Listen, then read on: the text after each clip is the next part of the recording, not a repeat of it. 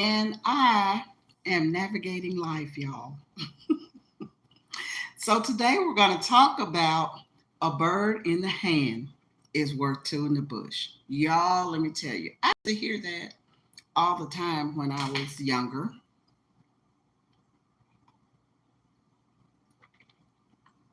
A bird in the hand is worth two in the bush. But it didn't resonate with me until the day that I decided to work on my emergency funds. I had been thinking about it for a while because every time I had an emergency, I didn't have like money I could just go grab real quick. I always had to either um, take bill money, or I had to ask somebody for money, or I had to get some type of a loan, whether it be a payday loan or just, you know, put it on a credit card. I had to find it someplace else. And I'm talking about just say my tire uh, blows. And if when your tire blows, that's an emergency. And if you don't have an emergency fund and you don't have the cash, what I did was I put it on a credit card. But you know, when you put it on a credit card, it costs more unless you pay it off within 30 days. So a bird in the hand is worth two in the bush. I'll share with you the story of when I sold something that was used to be really dear to me. I used to have a 97 Dodge Caravan, and I bought it. It was almost new, had real low miles on it. I came to Kentucky with that van and six children. And we had gone on several trips. We had just used it for everything. My all three of my children and my nephew, they were in sports, so we would travel to their games. So we used that van for everything. That van ended up having over 400,000 miles. Can you believe it? It was a 97 Dodge Caravan and it had over 400,000 miles. I drove, you talking about driving it till the wheels fall off. I did that. I drove that van till the wheels fall off. Now, today we're talking about a bird in the hand is worth two in the bush when you have emergency fund goals. Y'all, I had an emergency fund goal. I wanted to get, at that time, I wanted to get at least $500 in my emergency fund, just money I could have at my fingertips, not in a savings account somewhere, but at my fingertips, so that if an emergency came up, I could go grab it, take care of it, and then just replenish that money. That was my goal. And I didn't have $500 set aside. I had $500 in the bill money. I had $500 in my savings that I was saving for something specific. But I didn't have an emergency fund. I just didn't. I don't know why I didn't. I just didn't. And so one day I decided, you know what? I'm not going to buy here, pay here, not buy here, pay here. I'm not going to payday loan today. The next time I have an emergency, I'm going to borrow from myself. Yeah, that's what I'm going to do. I'm going to borrow from myself. We're talking about a bird in the hand is worth two in the bush. So I had the 97 Dodge Caravan. I said it had over 400,000 miles on it. I decided that if I was going to have an emergency fund, I had to do something drastic. I had to do something quick to jumpstart it. Y'all know sometimes it's a decision and then you have to do something drastic or quick before you change your mind. Um, and so I had a goal of $500. Well, I got this brainy idea. Now, y'all, I loved that van at one time. I loved that van. I wasn't going to get rid of it, spots and all. I mean, it was a rust bucket. Okay. But I decided, I made a conscious decision that I didn't love it anymore. I liked it. I didn't love it anymore. And because I liked it and didn't love it, I said, you know what? I'm going to start me an emergency fund and I'm going to use my van. Yeah, something that was dear to my heart at one time. But you know that if you no longer use something, you know, hello, you know, if you no longer need something, you know, if it's in the way. I don't know how many times I had to move the van to get to my car. I decided that I didn't love that van. I needed an emergency fund and I wanted it right then and there. I didn't want to think about it because when you start thinking about stuff, you think yourself right out of that idea. So I decided to do this drastic thing and sell my 97 Dodge Caravan that was dear to my heart at one time. So I put it on the market for $800. Now here's where we're talking about a bird in the hand is worth two in the bush. Y'all, I wanted $800 for a van that needed a jump start because it either needed an alternator or it needed a starter or both or battery.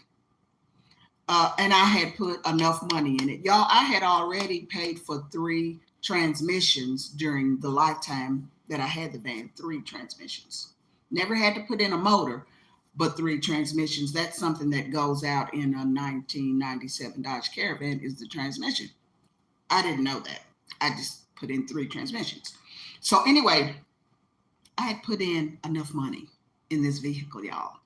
That's why I'm saying I used to love it. Now I just liked it. And so I put it on the market for $800. And I was getting some bites here and there. And then I was getting people come visit because they thought $800 for a vehicle. And I told them that it kind of run if you started it up, but it either needed this, this, and this. They said, that's no problem. I'm a mechanic. I can yada, yada, yada.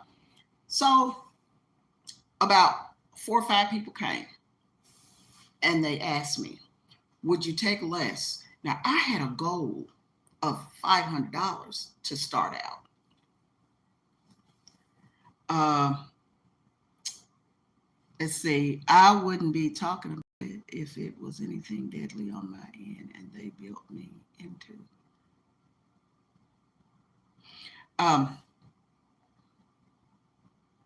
Didn't really worse.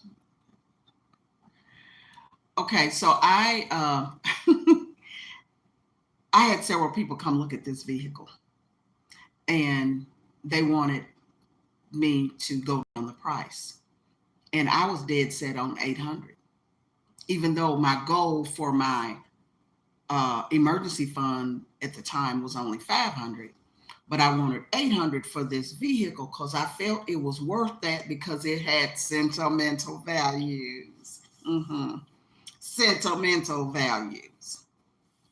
Y'all, we got to be careful with those things that we think is sentimental values, especially if they are collecting dust. If they are not really worth much, if we're not using them, if we know, like when we pass, nobody's really going. If something were to happen to me before I got rid of that van, that would have been the first thing my kids did was get rid of the van. But I decided I made a conscious decision. I talked about this in one of the other videos. I made a conscious decision that I was going to sell this van. So we're talking about a bird in the hand is worth two in the bush. One day, this guy came to me, and I guess he was like a car. He took vehicles, and he took parts off of them, and he sold parts. Is the way that I understood his job was.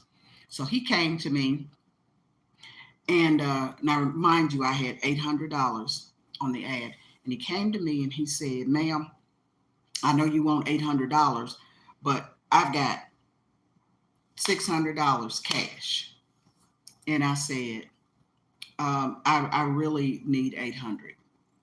Now, I didn't do a lot of bargaining and going back and forth with people because I wanted $800. And he said, "Well, I got six." I said, "Well, you know what? You know what? Guess what? You got $600." Because I thought in my mind, well, that's $100 more than what I wanted my emergency fund to be. And y'all hear me good. Hear me and hear me good. Sometimes, a lot of times, a bird in the hand is worth two in the bush. I didn't drive that vehicle anymore unless I was like needing to haul something really bad. I had insurance I was paying on that vehicle, and I was paying the registration every year and taxes on this vehicle. It wasn't that much. Of course, you know it wasn't for a 1997 Dodge Caravan that had over 400,000 miles. Couldn't have been that much, but I was paying something. I was paying something for this 97 Dodge Caravan. It was costing me money, y'all. So I got this brainy idea that, you know what? I'll take it. I'll take it. I'll take the 600, sir. And I took it. I took that cold, hard cash. I looked each bill up in the air. I looked each bill up in the air, y'all. I looked to make sure it wasn't, fake money. People are still passing counterfeit money. You got to be real careful. So I looked up in the sky, and I looked to see if it had certain marks and things like that, identification marks on it. I took that $600. Y'all, I took that $600. Now, that guy got ready to pull off. I said, "Oh, we got to sign the paperwork." He said, "We don't need to do paperwork, yada, yada, yada, because you're selling it like a junk."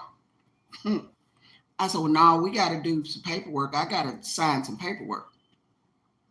So he agreed. We went ahead and did the paperwork, and he drove off in my van. And for a while, y'all, I grieved. I know some people say, why are you grieving a vehicle?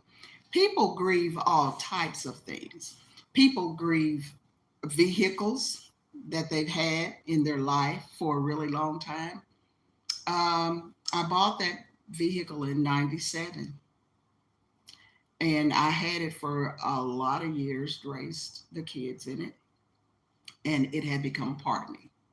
So I grieved, but that $600 was my jumping off stop part.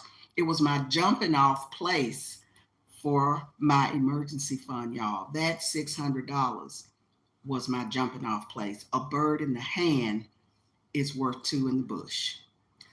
Now, I could have kept holding out for that $800. That $800 may have never come. I didn't want to take that chance. I had a seller, I had a buyer, and that buyer gave me $600 cash, and it was not counterfeit. I took that $600. I prayed and told God, thank you for helping me get my emergency fund really going. I sold some other things. I did some jobs. Uh, you know, and I was selling my books. So, but what I had to do was I had to designate a certain amount of funds because once once I it's like building momentum. Once I got the 600 for the vehicle, I said, well, let me go to the goal of 1,000 as an emergency fund. Mm-hmm. $1,000. So in case I mean a real emergency. I'm not saying, oh, okay, I want to go to this concert. So let me take my emergency fund and I'll just pay it back. No, no, no, no, no.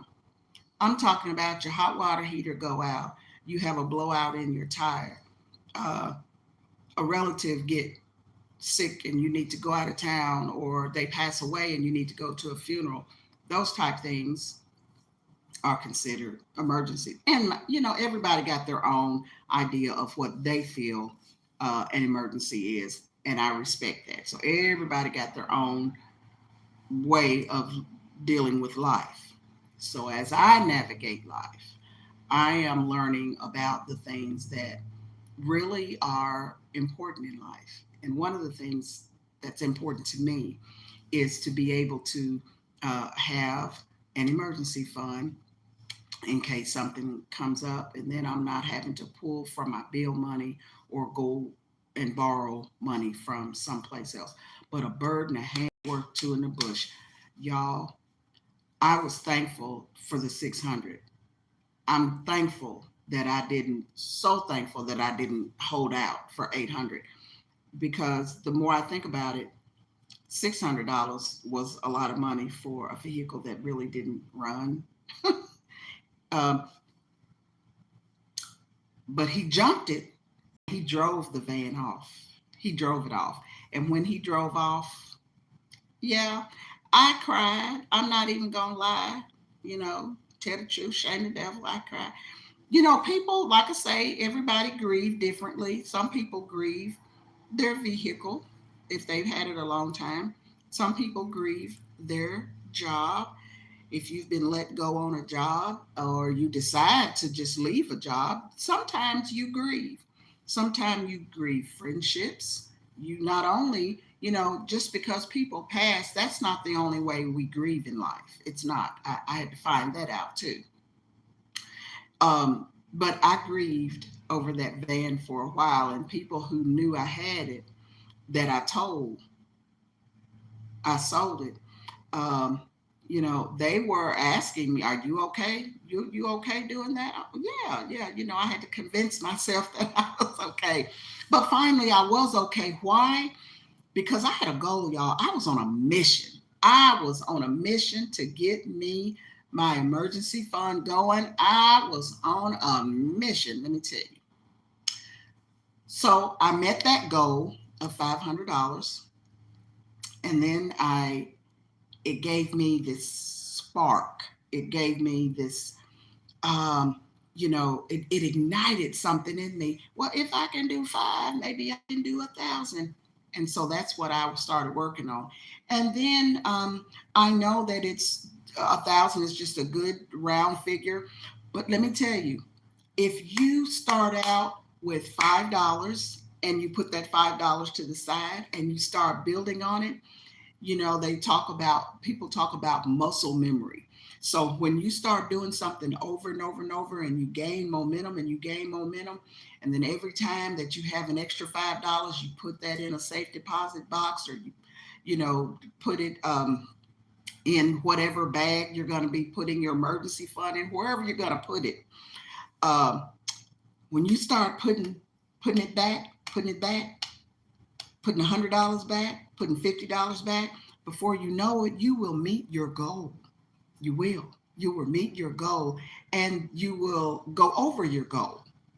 So just keep working on it. That's what I did. I kept working on my emergency goal, and I'm so glad and so thankful that I didn't just stop at the 500. Yeah. So it's good to have um, an idea of it. Like if you're getting ready to sell something, it's good to have an idea of what you want. But if somebody offer you money that's close to what you're trying to get, I say take it. I say take it, especially if it's something that you're not using anymore, something that you don't need, something that's collecting dust. I say sell it, take the money, do what you need to do with it, put it to the side, send your child to camp, you know, go buy you a suit that you need to wear for your interviews. That's an investment. That's an investment.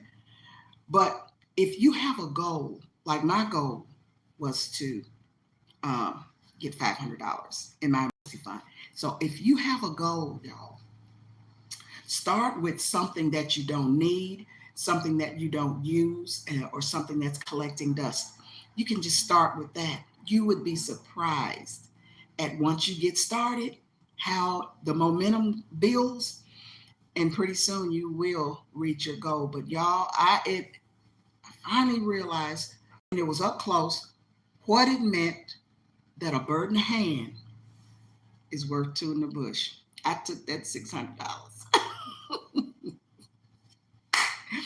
All right, I'm going to sign off, but y'all have an awesome, awesome day. And remember that if you don't have an emergency fund, you can start getting the funds today. Just collect what you have around the house, in your purses, on your dresser, in your car.